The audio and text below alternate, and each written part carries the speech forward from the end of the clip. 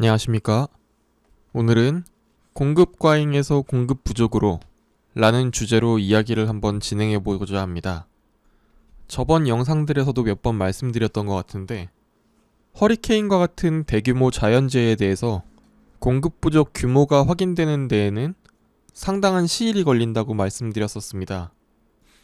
먼저 이번 허리케인의 피해 규모에 대해서 추산치가 슬슬 나오기 시작합니다. 미국 돈으로 950억 달러, 우리나라 돈으로 환산하면 100조가 넘는 돈입니다. 물론 이건 직접적인 피해뿐만 아니라 간접적인 피해에 대해서도 다 추산한 수치니까 직접적인 피해는 저것보단 작더라도 어마어마한 수치라 할 수 있습니다.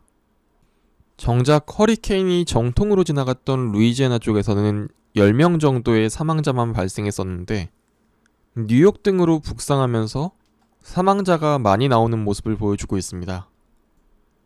이번 주 하나투자증권에서 오늘도 주말 리포트를 내주셨는데 KCC와 애경유화를 새로 포트에 넣어주신 게 눈에 띄더군요.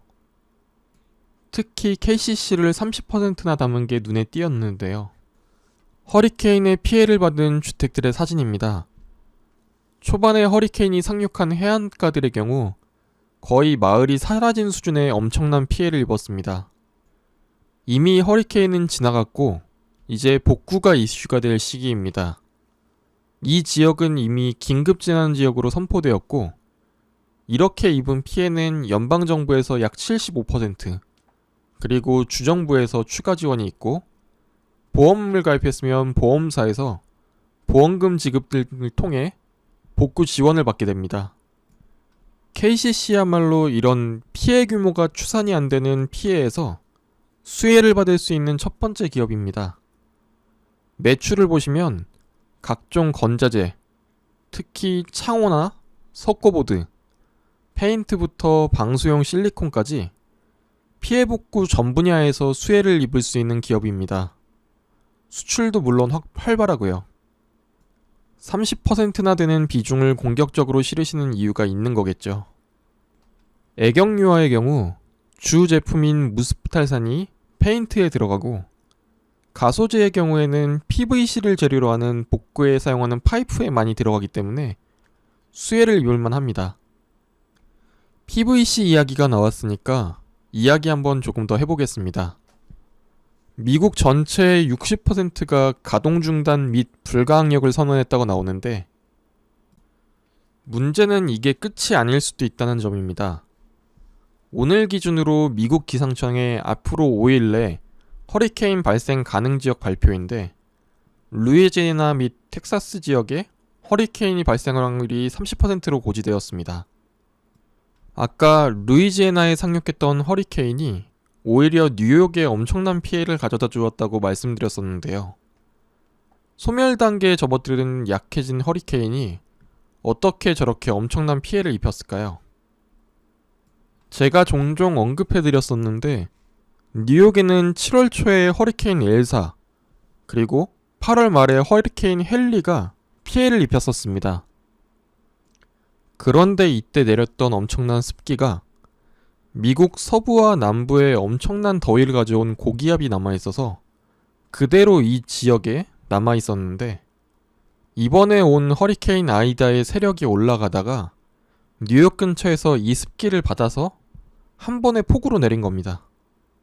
지금 이 30%밖에 되지 않은 허리케인 예보가 무서운 것도 마찬가지 이유입니다.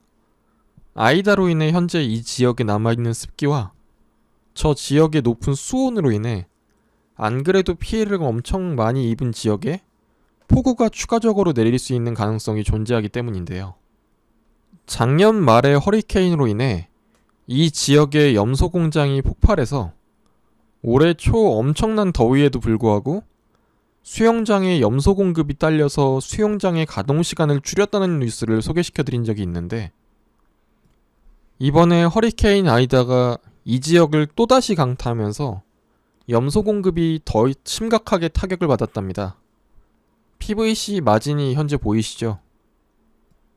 여기에 더해서 건축과 복구의 핵심적인 자재 중에 하나가 바로 이 PVC 파이프이기 때문에 추가적인 공급 부족이 앞으로도 예상됩니다.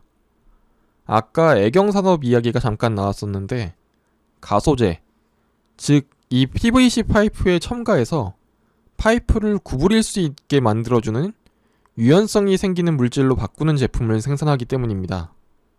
그리고 계속 말씀드렸듯이 페인트 도료 관련된 제품들도 더욱더 눈여겨봐야 될 타이밍이 오는 듯합니다.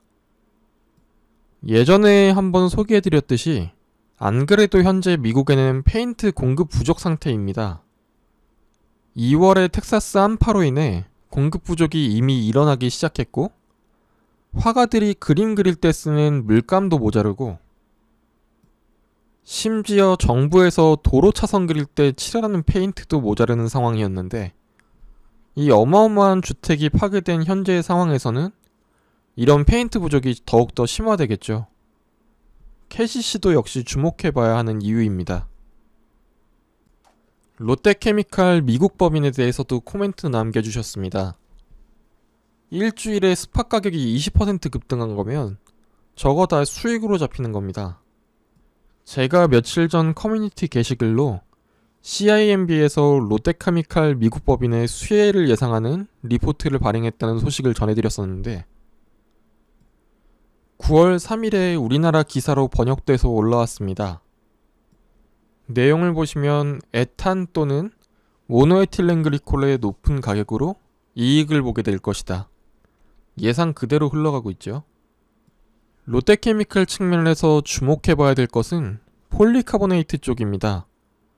안 그래도 수출 성장세가 엄청나고 단가도 받쳐주고 있는 제품인데요. 이 폴리카보네이트가 가장 많이 쓰이는 분야가 렉산, 즉 저렇게 생긴 플라스틱 지붕입니다. 요즘 많이들 시공하고 있고 주변에 많이 보이죠? 복구 수요로 수출이 상당히 성장할 것으로 예상됩니다. 동남아시아의 코로나 진정세에 대해서도 언급해 주셨는데요. 자세히 한번 살펴보겠습니다. 동남아시아에서 현재 석유화학 관련해서 주목해 볼 국가로는 역시 말레이시아와 베트남이 있습니다. 말레이시아부터 보면 최근 신규 확진자가 줄어들면서 일주일 평균 확진자가 줄어들기 시작하는 모습을 보입니다. 한 나라의 확진자 추세가 꺾였는지 확인할 수 있는 통계로 현재 투병 중인 사람의 숫자가 있습니다. 보시면 정점을 찍고 감소하고 있는 게 보이죠. 일부 지역에서는 성인을 통한 백신 접종률이 90%를 돌파하기도 하면서 추가적인 감염이 줄어들고 있는 모습을 보여주고 있습니다. 라텍스 생산시설이 몰려있는 쿠알라룸푸르 주변의 방역이 좀 느슨해지면 재고로 현재 쌓이고 있는 라텍스 수출도 가능해질 거라 보입니다. 금호석유에 대한 공매도 리포트에서 하반기 리스크로 봤던 BPA 마진은 이미 2분기 최고점에 다시 근접하고 있어서 말레이시아만 어느 정도 제대로 회복된다면 1분기에서 2분기 사이의 실적을 기대해 볼 수도 있지 않을까 싶습니다. 다음은 베트남입니다. 효성화학이 진출해 있는데요. 이쪽은 최근에 강력한 락다운 실시로 확진자가 급격히 꺾이는 모습을 보여주고 있습니다. 하지만 아직 현재 투병 중인 사람의 수는 꺾이지 않는 것으로 보아서 조금 더 시간을 갖고 지켜봐야 할 듯 싶네요. 추가적으로 아시는 분들은 아시는 소식이겠지만 폴리프로필렌 효성화학 공장에 화재가 발생했습니다.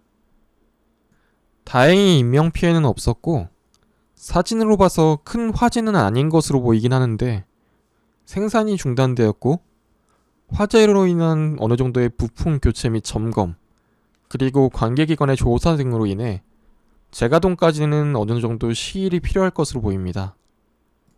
베트남 공장 증설이 빛을 발하기 시작하는 시점에서 일어나는 화재라 조금 더 뼈아프게 나가보겠습니다.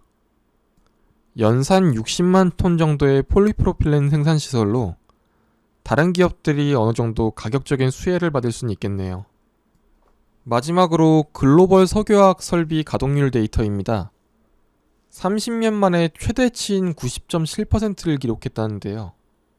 석유화학 지주분들이라면 지겹게 듣고 있는 피크아웃 이야기가 약 1170만 톤의 설비 증설 때문인데 올해 석유화학 수요는 820만 톤 정도가 증가되기 때문에 즉 작년보다 약 350만 톤의 물량이 시장에 더 풀리기 때문에 이걸 소화 못해서 피크아웃이다 라는 논리가 주 논리였죠. 현재 상황을 보겠습니다.